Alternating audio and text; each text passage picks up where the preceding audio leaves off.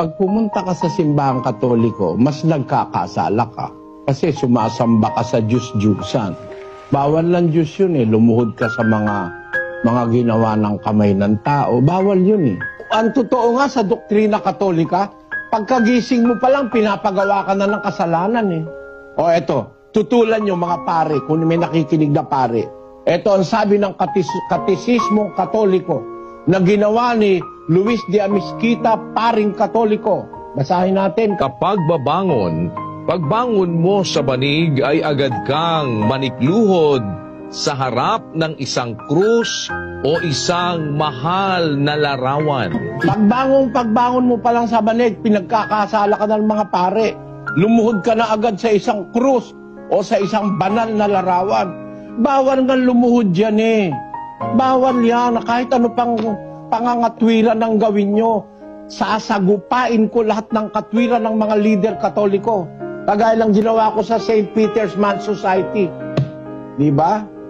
Kaya nga galit na galit sa akin yung group na yan eh. Kung ano-anong paninira sinasabi. Niloloko na lang nyo sarili nyo pagka hindi nyo inamin na lumuluhod talaga kayo sa ginawa ng kamay. Pagsambayan sa mga Diyos-Diyusan. Pag lumuhod ka na kay Mariang Bato at kay Mariang Kahoy at kay Jose na plastic.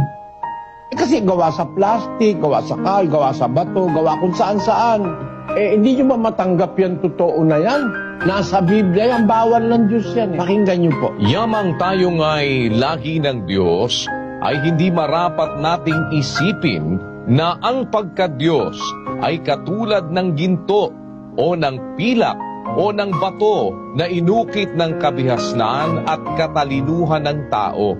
Ang liwanag, ano pa ang paliwanag kailangan mo dyan? Kung naghahanap ka ng totoo, lumuluhod ka nga eh.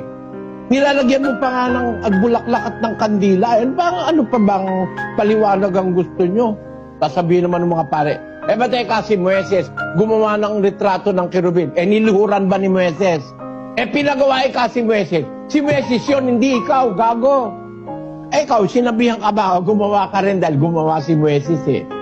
Walang ganyan sa Biblia. Imbis na yung gumawa sa'yo ang luhuran mo, ang niluhuran mo, yung ginawa mo. Di ba malaking kagaguhan yon? 1.25 ng Roma. Sapagkat pinalitan nila ang katotohanan ng Diyos ng kasinungalingan at sila'y nagsisamba at nangaglingkod sa nilalang kaysa lumalang na siyang pinupuri magpakailanman siya nawa. Di ba mamaliwanag sa inyo yan, ano? Tatarantaduhan yan na ipagtanggol nyo pa yung pagluhod dyan sa mga kahoy, bato, plastic, styrofoam, kung ano-anong materyales. Kaya itong Katoliko, mag-aral lang kayo, hindi kayo maloloko ng mga pari nyo eh. Pag sinabi ko sa inyo, bawal sa Biblia, at babasahin ko talaga, bawal yan. Mag-iingat ka nang bumalik doon. Utos ng Diyos yun, lumabas ka nga rin eh. Di nakakatupad ka sa utos ng Diyos. Humiwalay kayo sa Diyos-Diyusan, sabi ng Diyos.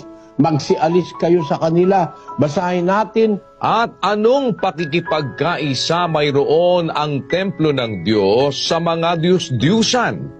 Sapagkat tayo'y templo ng Diyos na buhay. Gaya ng sabi ng Diyos, mananahan ako sa kanila at lalakad ako sa kanila at ako'y magiging kanilang Diyos at sila'y magiging aking bayan. Kaya nga, magsialis kayo sa kanila at magsihiwalay kayo, sabi ng Panginoon. Kapatid, utos ng Diyos yan eh. Umalis ka sa Diyos-Diyusan, sa mga ginawa ng kamay ng tao.